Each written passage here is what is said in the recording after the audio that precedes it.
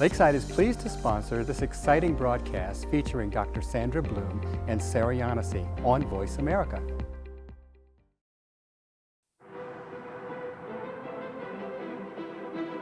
Welcome to Creating Presence with your hosts, Dr. Sandra Bloom and Sarah Yanosy. Over the next hour, you'll learn about the processes that steer our hearts and minds and how to improve our collective social health. Hi, welcome to Creating Presence. I'm Dr. Sandra Bloom, and I'm here with my colleague, Sarah Yanosy. Hello, everyone. Hi, Sandy. Hi, Sarah. Sarah and I have developed a whole organizational intervention to help organizations integrate this really important knowledge around trauma-informed practice and what it means. And we use the word presence as an acronym for partnership and power, reverence and restoration, emotional wisdom and empathy, safety and social responsibility, embodiment and enactment, nature and nurture, culture and complexity, and emergence and evolution.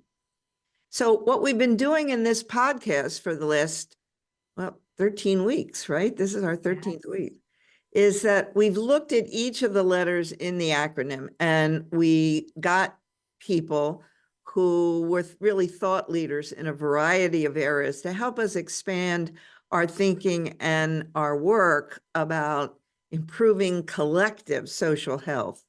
So today, what Sarah and I are going to do is really some reflecting on our journey to making this podcast and some of the lessons that we've taken away from the people that we've interviewed.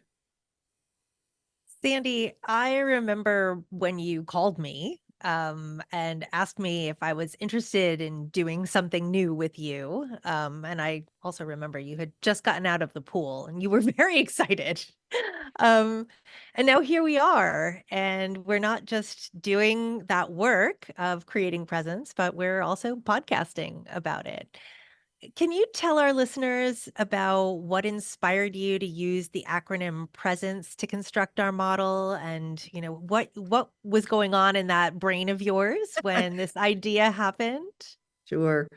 Well, as you well know, you and I worked for many years on helping organizations develop what I had called the sanctuary model and written about.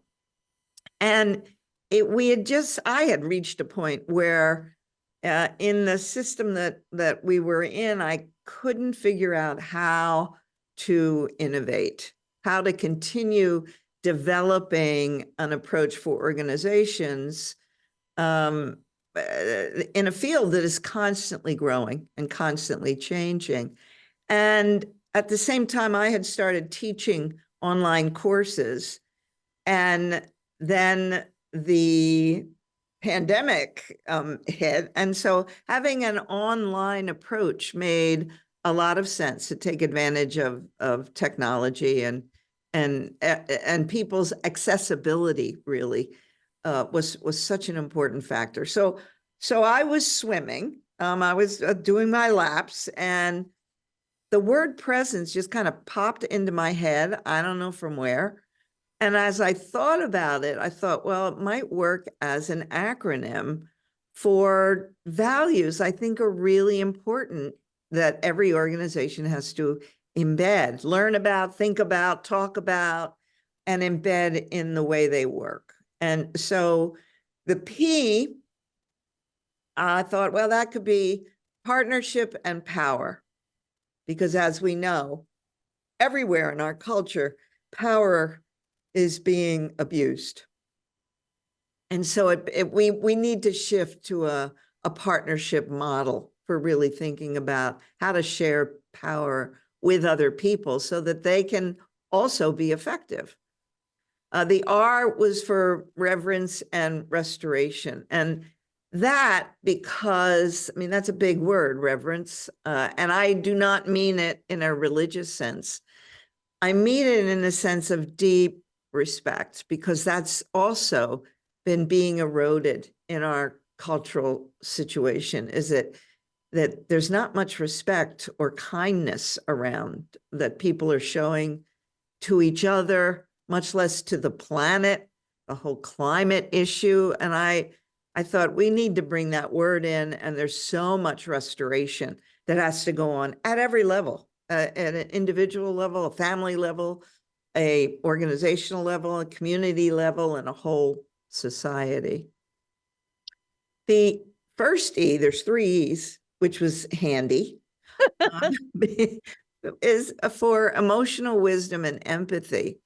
And you know what's kind of shocking, and I hear this a lot from my students that I teach, is the lack of understanding really that still pervades our culture about how emotions are natural biochemical events in our minds and bodies, and suppressing them is not a good idea, and over expressing them is not a good idea. It's really about managing them and turning that management into a real sense of understanding, wisdom. And along with that went empathy for other people, right? How do we develop empathy? How do we develop more kindness towards each other?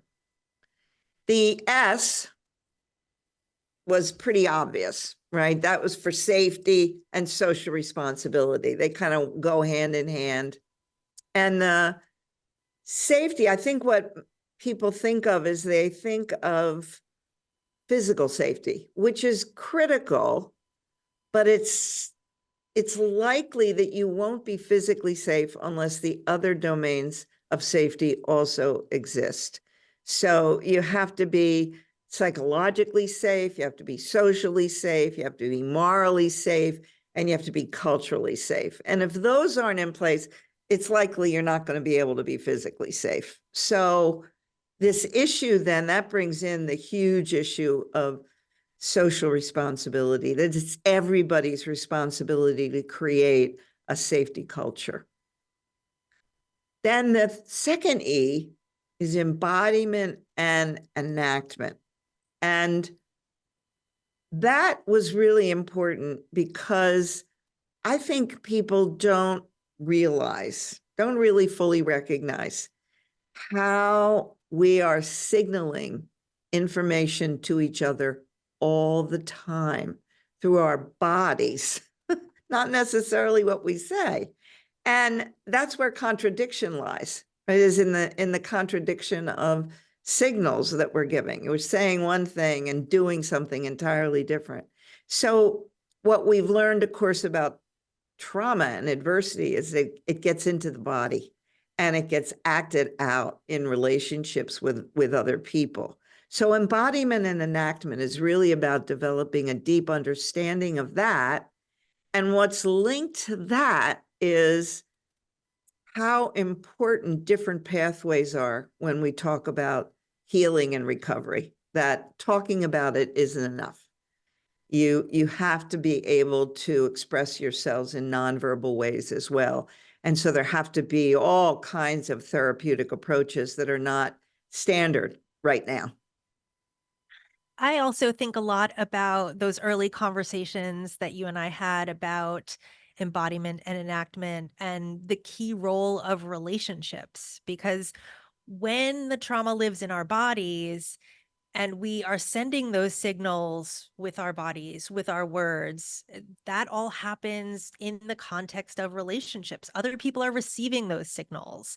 And so when we're looking at this concept of embodiment and enactment, we are also paying a lot of attention to relationship dynamics and all of these other letters in the acronym up to this point and following connect to relationships. Exactly. Yes, exactly. And the linking to that directly in my mind when I was doing this was the N became obvious. It would be about nature and nurture. So it would be about, what do we come into the world with? What's the biology of all that? And then the nurture piece, the what you're talking about, that relational attachment behavior begins when you're still in the womb. You don't even have to wait to be born. It's already happening. And that's what makes protecting women, the mothers, so critically important, because that's going to determine the nature of their relationship is going to determine so much of the future. And then culture and complexity. Well, this is a biggie. Rebecca Costa is this thinker, really. And she talks about a cognitive threshold that she thinks humanity has reached. And it's because of complexity. It's when you think about it, the problems that we're facing as a whole species, and in every organization, every child or adult that a person is going to interact with is a complex being. And we don't know how to do that. we don't know how to deal with, for example, how are we going to get out of the mess we're in as a whole culture, right? There's climate change, but to really take care of the climate, you have to change all the policies of a lot of the corporations, which gets to our whole economic system, which gets to how it affects everybody. And how just that alone is so hugely complex that instead of dealing with complexity, we just change the subject. Right. Or oversimplify it. I mean, I Right. think when you and I have talked about the interconnectedness, like it can feel really overwhelming. And so what often, shows up then for people who are trying to solve problems is one, changing the subject, or two, really trying to simplify at the risk of oversimplifying. And when we do that, we we cause even more problems. Like you and I were just talking before the podcast about some interviews that you were reading from students about their experiences in therapy. And basically, they were sharing like, well, I got a diagnosis and I was diagnosed with anxiety and then I was prescribed this medication. And we know that's not enough, right? It's great that maybe they got some extra coping strategies and they can deal with bad things that are happening, but we then aren't taking the opportunity to prevent more bad things from happening, nor are we taking the opportunity to really understand in a sophisticated way how to integrate those experiences, make them part of us, but not overwhelm us, and take that with us into the future. Exactly. And that is the issue that everybody, no matter how smart you are, no matter how educated you are, everybody is up against this cognitive threshold.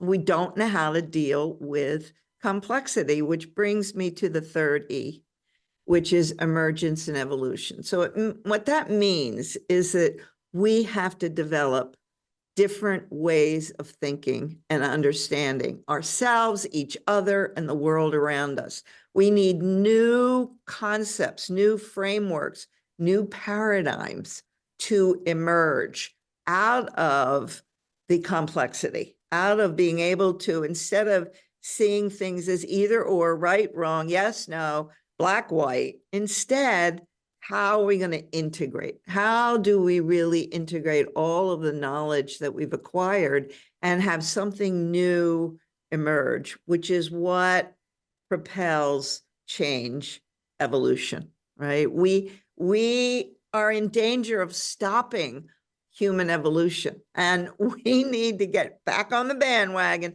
and figure out how are we going to move ahead, even taking into account all the mistakes that have been made along the way. How are we going to change and really overcome the problems that we're facing today? And it's a generational issue. The next generations that are coming up are the ones that are going to have to deal with a lot of the mess. And, we need to let them know whatever knowledge we have, we need to share with them.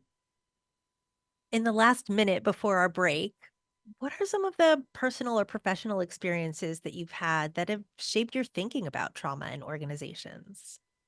Well, I think I really think now of organizations as being like individuals. They're alive. They are living systems. We're all made up of billions and billions of cells, and out of that emerges our individual identity. In an organization, every individual that works there is a part of the organization, and out of that combination emerges the living system that is the organization. So what I've learned is that if we're going to help organizations to heal, then we are simultaneously helping large groups of people to heal. Corporations are organizations, and unless our corporate structures assume more social responsibility, we're all doomed. So we have to find faster ways, really, to help improve the overall social health that everybody is up against. Sandy, your comments are really stirring and also a little scary. We're going to talk more after this break about some of the positive outcomes that we've been seeing in doing this work. So thank you for listening to Creating Presence. Coming up after the break, we'll talk also about some of the research that we use to create the model and some of the stories from our organizations about their transformations. We'll be right back after these messages. If you would like your organization to be aligned in its values, practices, and skills to be trauma-informed, trauma-responsive, and trauma-resilient, Creating Presence is the program you are looking for. The Creating Presence model is an online and coach certification program authored by internationally renowned Dr. Sandra Bloom. This program is designed to help your organization become certified as a safe and value-aligned place for both your staff and clients. Creating Presence is managed by Lakeside, the host of this broadcast. For more information as to how your organization can create presence, go to creatingpresence.net. Lakeside, your resource for trauma-responsive care.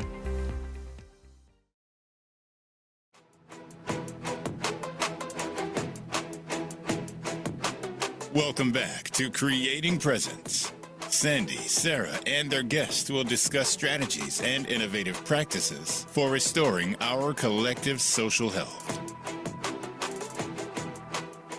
Welcome back to Creating Presence. I'm Dr. Sandra Bloom, and I'm here with my co-host, Sarah Yanosy, and we're just the only guests this time. We've been taking a look back at our work for this last podcast of this series, and our work in developing Creating Presence, and thinking about what we've learned from the deep dives into the expertise of the people who have helped us connect the dots between our model and concepts, our acronym, and various areas of social health.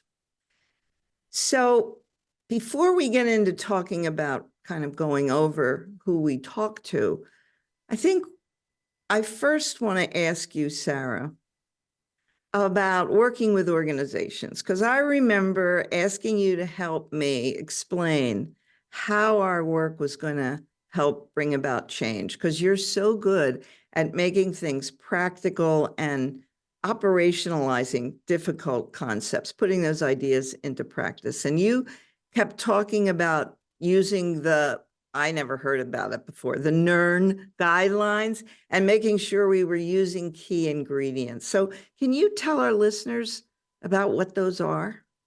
Yeah. So I think when we've worked with other organizations or we've talked to people, done presentations, all of the things that have put us in contact with human beings who want to do something about trauma-informed care, often people say, yeah, my agency is doing that already. And I would say, wow, that's great. What does that mean? And then she said, yeah, we sent our clinicians to a training. They learned how to do EMDR, or, we sent 5 people to a 1-hour webinar, and, they learned about trauma-informed care. And my head would explode because, after 25 years of doing this work, we know that it takes so much more than that. It is really about embedding practices. And so when we were designing, creating presence, it felt really important to me to look at implementation research. And that's what the NERN is all about. That's the National Implementation Research Network, and they publish strategies for implementation. And then to also really look at the research about what makes trauma-informed care successful. And that's published by the Center for Healthcare Strategies. And there are 9 key ingredients. I'm not going to list them because, wow, wholly boring. But I'll sort of summarize a little bit. They fall into the categories of organizational practice and clinical practice. And the organizational practices are really about communicating to everyone who's going to be involved. So what we did then was design an awareness campaign for leaders. So when an organization begins creating presence, they have a way of sharing that information about what's going to happen and setting expectations. We also have on that list for organizational practices, engaging patients in the planning. And so it felt really important to look at client satisfaction surveys and also including clients in that process. And then the other pieces are about training, but not just training clinicians, also training other members of the staff. And yeah, Sandy. So, so when you say patients, it could be students if it was an Yep. educational system. If it's a non-mental health or non-healthcare situation, it could be the actual clients that Yes. whoever it is that they're serving, because everybody's doing something with somebody, right? So Exactly. So when we're looking at human service organizations, we're really thinking about like who are the people who are receiving the services.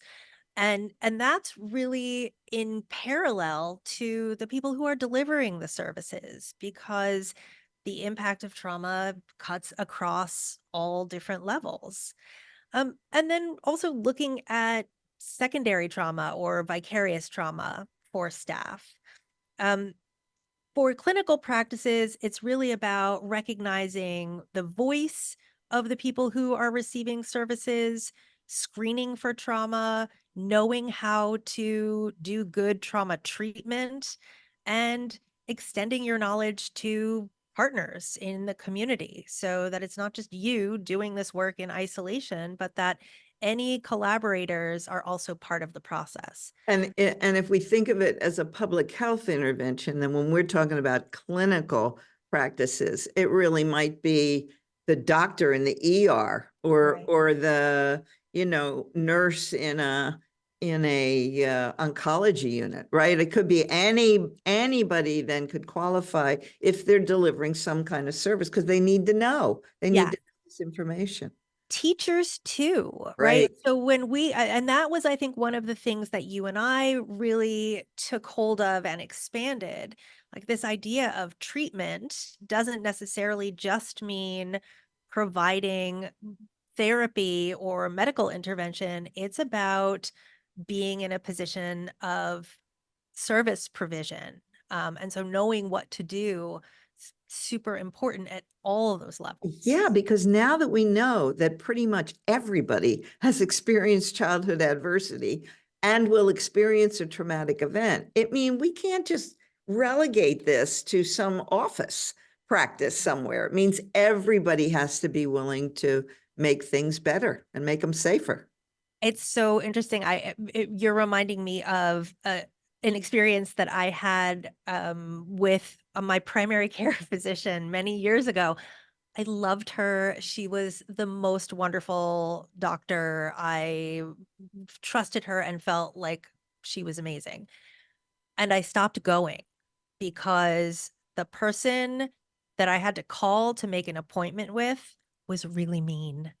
And when I was at my most vulnerable, like really sick, didn't know what was going on, like felt, on the verge of tears, and I would call that office, I would feel anxiety. Exactly. And the response I got was always like so cold and abrupt, and then dealing with my insurance, like I stopped going because not because the care wasn't good. The care was phenomenal. It was the gatekeeping to the care Yep. that made it so hard. And I think a lot of the people that that we see going for services of any kind also have that experience. So it's so important not just to train the people in the back offices who are delivering the service. We also have to have everybody who's going to come in contact with clients understand their role in providing that care, or at the minimum access to that care. I just had a very similar experience last week. Really? Yes, very similar. It's so true. And it's a missed opportunity. Mhm. Because sometimes that's all that a person needs is just a kindness. Yeah. So we take these 9 key ingredients and disperse them in across our model delivery and integration, right? So when someone is implementing at the organizational level, we are walking through what we've learned from the NERN categories. That, first there's an exploration phase, and this is really about understanding the lay of the land of your organization, getting together the data about what you are already doing well and what needs to change. And then there's the installation phase where we're really focusing on training. Then there's the initial implementation phase, and that's where we start to do some of that embedding, right? The knowledge is good, but knowledge is not enough. If you aren't using what you're learning, then the learning is pretty useless.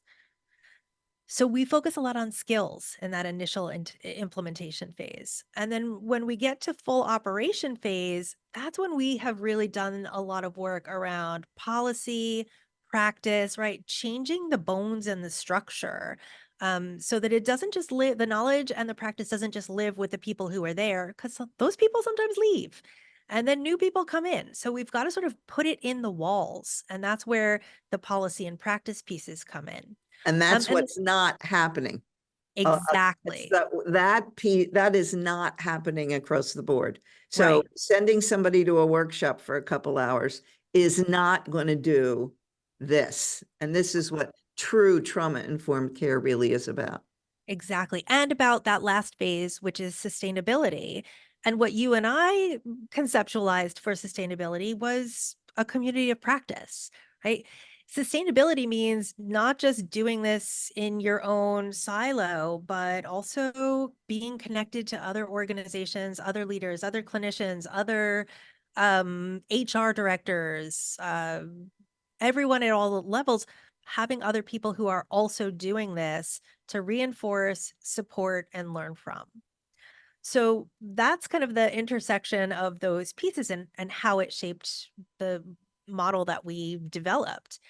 Um, we also, when we started putting together our plans for training, you made a point of doing what we call differentiated instruction, right? Different modules, different learning for people in different categories or roles within an organization. And why do you think that's so important for organizational change? Yeah, I think, when you really got to it, this issue of structural change, right? It's deep down change that really needs to happen. And I wanted people in I've worked long enough out there in many different organizations. Leaders need a chance to be together and talk about what this all means for leadership.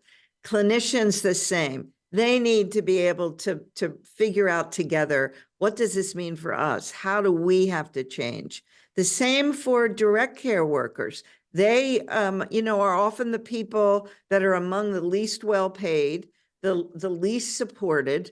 They need to be able to really think through, to really think about what gaps there are in their knowledge, what they need to do to really take on board this knowledge. And the same with indirect, we call it indirect service. And it means everybody else, everybody that isn't providing direct service. So everything from the finance people to the marketing people to the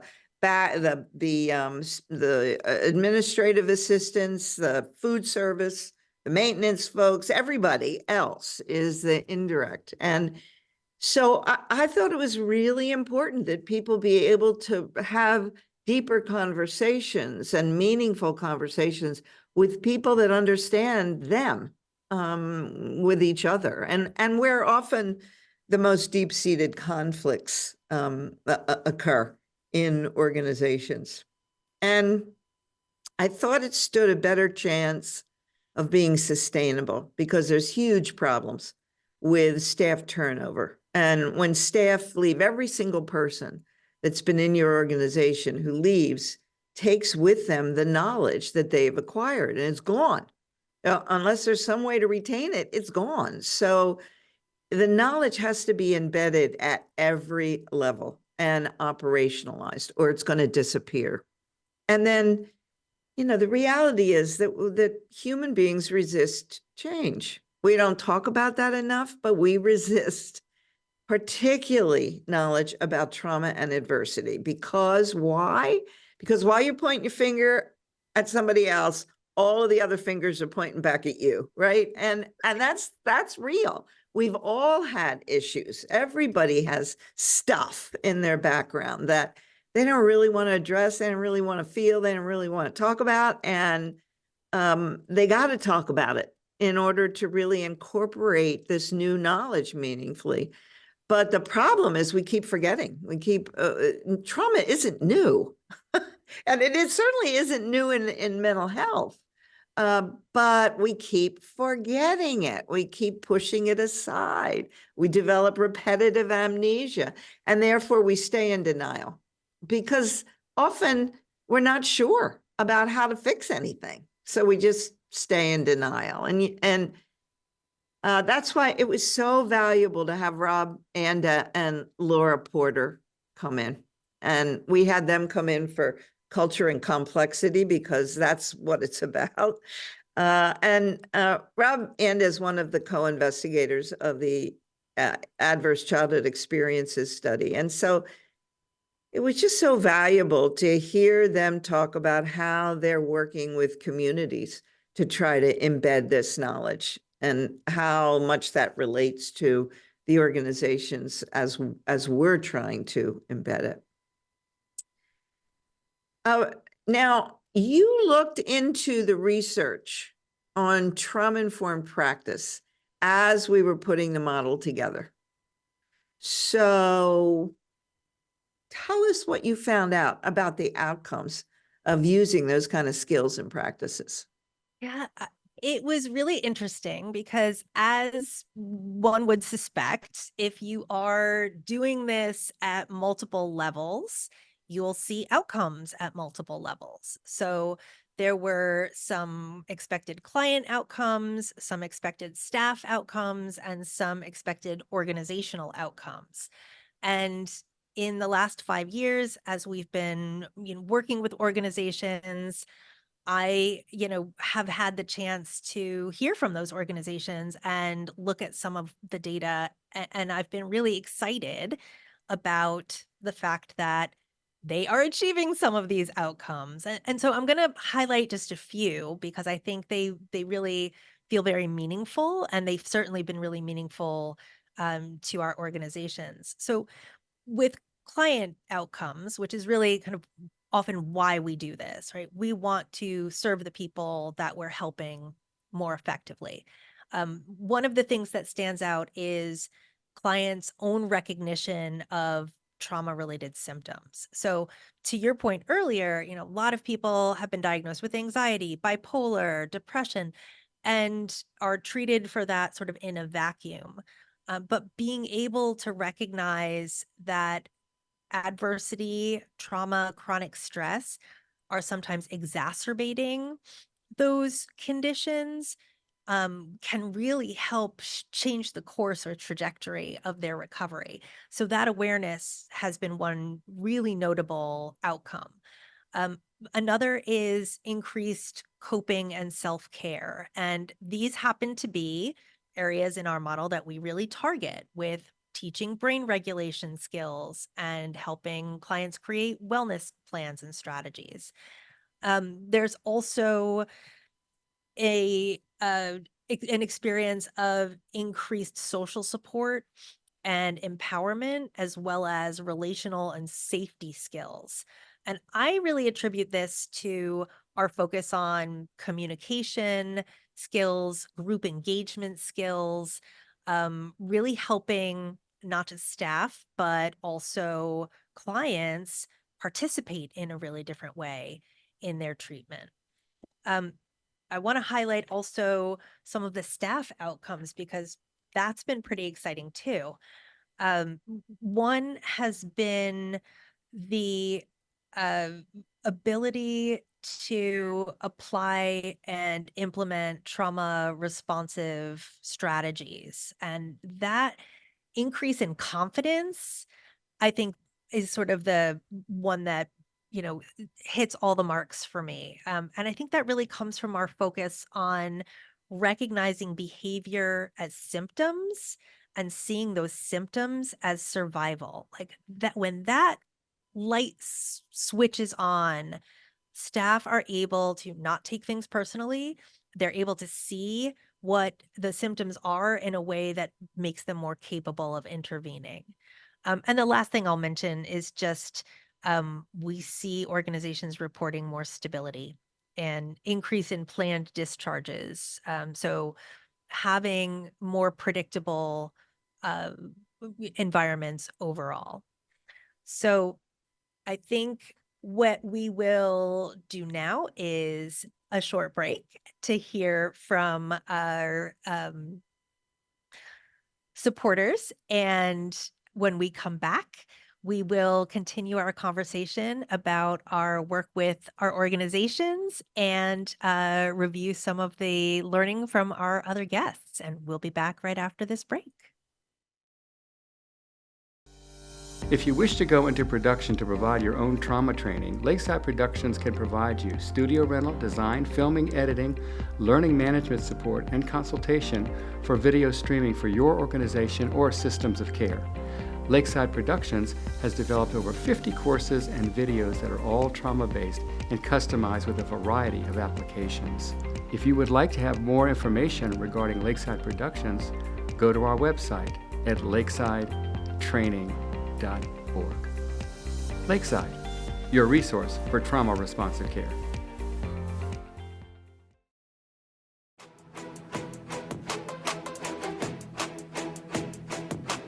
Welcome back to Creating Presence. Sandy, Sarah, and their guests will discuss strategies and innovative practices for restoring our collective social health. Welcome back to Creating Presence. I'm Dr. Sandra Bloom, and I'm here with my co-host, Sarah Yanosy, and we're going to continue our conversation about what it really means to use trauma-informed practice and what we have learned from our guests over the course of these last 12 weeks of our podcast. So, Sandy, when you're thinking back to our conversations, what stands out for you? What did you learn that you're bringing into your work, or what's gotten you thinking? Well, the first thing is I want to appreciate how generous our guests were with their time and their thoughts and their desire to share their own insights. And everybody was. It was wonderful. We started. Now you have to go back a couple months. We started with Jared Yates Sexton, who is a political analyst and writer, and Jared was wonderful about really commenting on power and how easily power can be abused and can be weaponized to oppress people, which is so much at the heart of what the traumatic experience is about at whatever level that you look at it. And then we had for reverence and restoration, we invited Dawn Isaac, who is a Canadian, who we worked with at Marymount in Canada. They were the pilot program really for creating presence, and so it was a wonderful thing to have Dawn be on the show. She is from First Nations background herself, and she was able to really convey the importance of reverence and respect for the Native peoples wherever they are. Because we also had on Robin Miller, who is from Australia and runs a program for kids. And how in Australia they're also having a deep sense of reverence for their Aboriginal populations, and for both of them trying to restore the lost sense of wholeness and integrity that also exists here with all our Native American population. So that was just really important to me, to have them to hear that and to be thinking about all of the Native American people here who just basically get ignored and not appreciated in any sense, reverential sense at all. And then the next week we had on Maggie Bennington Davis and Tim Murphy, who are old friends. And what it helped me remember was that they were early on, many decades ago, they had created a book about eliminating seclusion and restraint in mental health services. And since then, they've both gone on and were able to fill us in on, what constitutes better healthcare and mental health care, what's happening now. That was really important. And then we had Caroline Finkel and Eli Muir on, and that was really exciting for me because it's a startup company that's doing all online service delivery. They're doing intensive outpatient programming for children and for their families and for young adults, and all online. So they've been going national, and they're assessing and evaluating what they're doing, and they're getting really good results. So that was tremendously exciting to think about that, because it's really what has to happen if services are going to be adequate out there, because they're so inadequate now. And then it was really good for emotional wisdom and empathy. We focused on education. And Kathy Van Horn talked about her development of a program she calls Neurologic, which is really integrating brain, body, and learning for school teachers into school settings so that schools can be trauma-informed places for all children, not just kids that are in trouble, but all kids, because that's what really needs to happen. Now, you've been working with our implementing sites while we've been doing the podcast. So how have some of the guests we had influenced how your work with agencies has been going using creating presence? Yeah, well, the first is I've actually gotten the chance to work with a couple of our guests, so that was pretty exciting as a coach and in using some of the creating presence strategies and skills. And I had the privilege of working with Jake Lucas and Tim McGarrick from Novalis Trust in the UK, and our conversation about really recognizing that parallel process between working with children and having sort of a very vulnerable population to the relationship between staff and administration, like those parallels started to really stand out. And that team has done an incredible job of really understanding and doing a deep dive into traumatic reenactment and how those triangles are showing up in different places within the organization, and especially this like insight that they shared with me that I've been using now in all of the organizations of recognizing that this failed rescuer dynamic that ends up happening with leaders, right? That they, in the trauma reenactment, somehow the leaders are expected to solve things and take care of things. And sometimes that's impossible. Sometimes they're facing structural or systems issues that are just immovable. And so the dynamic of failed rescuing shows up. And so being able to name that and translate that for other organizations has been really helpful. And in working with CTIP, with Jesse Kohler and his team, what really stands out to me is their integration of our self framework, right? Safety, emotions, loss, and future as an organizing structure for problem solving or for planning. um, they really went all in on breaking down considerations in each of those categories in order to come to um, a, a decision about it was actually a hiring decision that they were making. And that was really an extraordinary thing to see. I also really found Jennifer Fried's conversation with us about betrayal trauma and specifically her instructions about honoring whistleblowers blew me away. Um, and what I found in working with another organization, and I won't name any others, but in one organization, we learned that they've had 3 consultants in 3 years that sort of came back with recommendations, and then the consultants disappeared.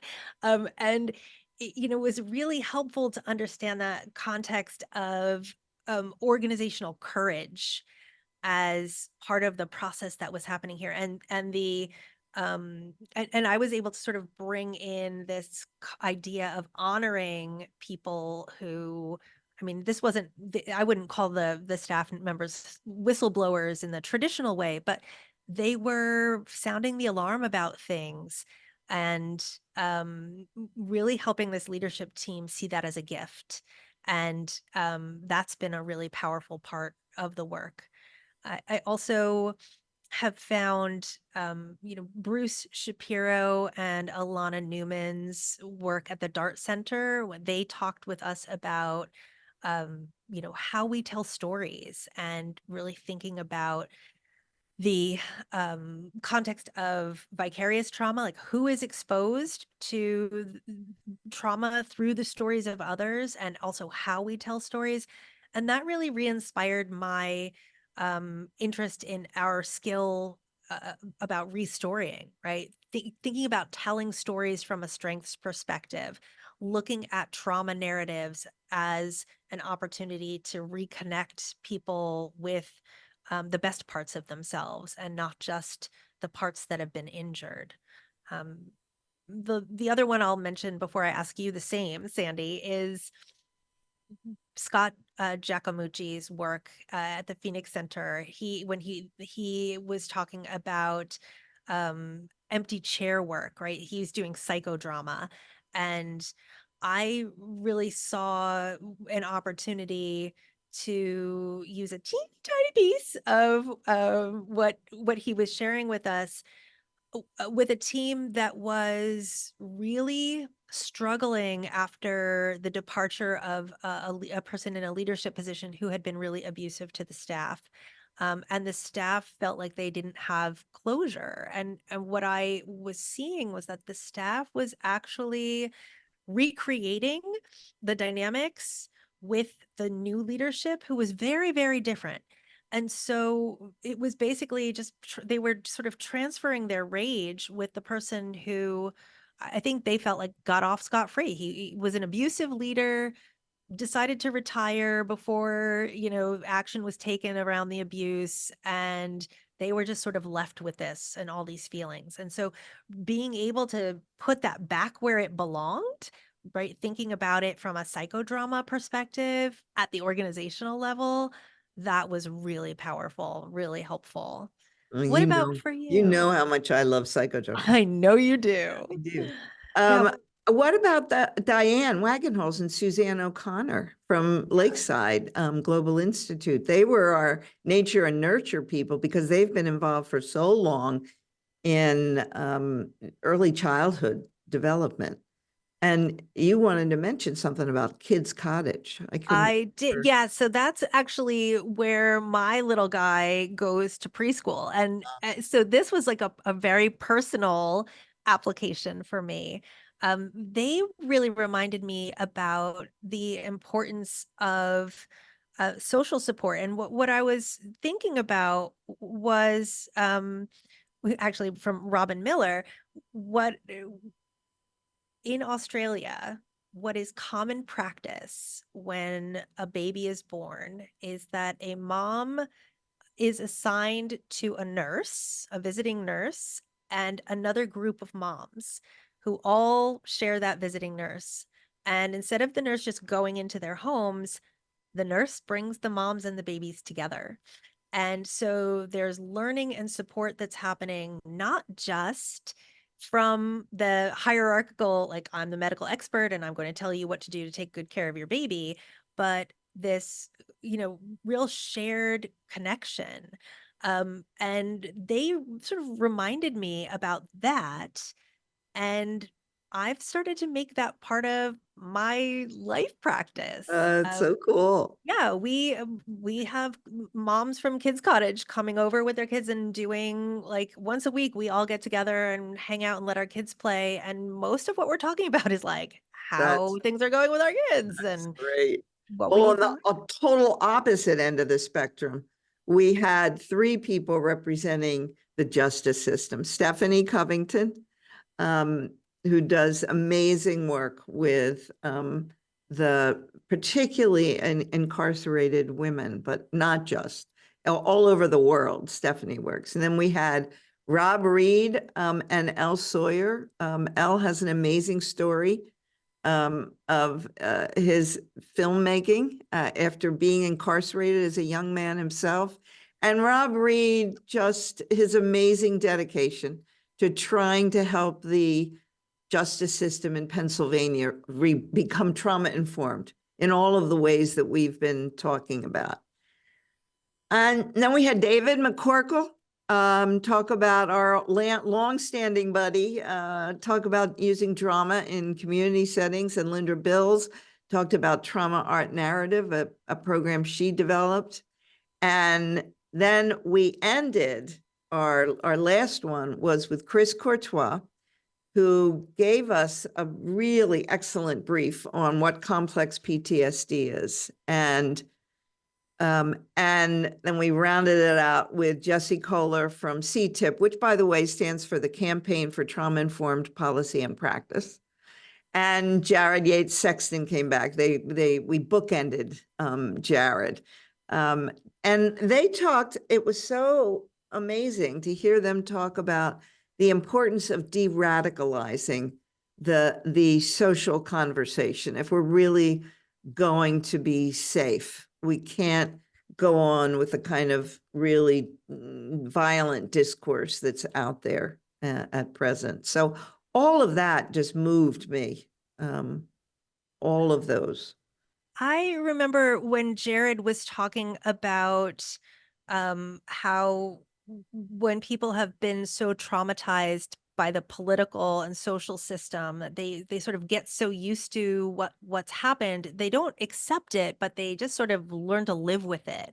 Yeah. And it reminded me a lot of um, you know, the issues around that zero sum mentality that he raised. And I have been really committed to using our skill of the language of interest, right? Moving away from just talking about what's fair or just, sort of making decisions because you have the authority to, right? The language of power versus the language of fairness, and really shaping language around shared interest.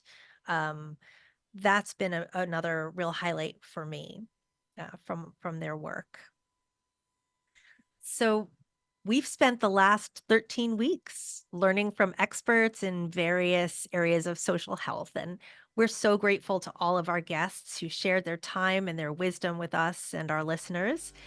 Thanks so much for being with us as we took this journey, for listening and being part of our expanding community of changemakers and shaping our collective social health. You can reach us at creatingpresence.net or voiceamerica.com.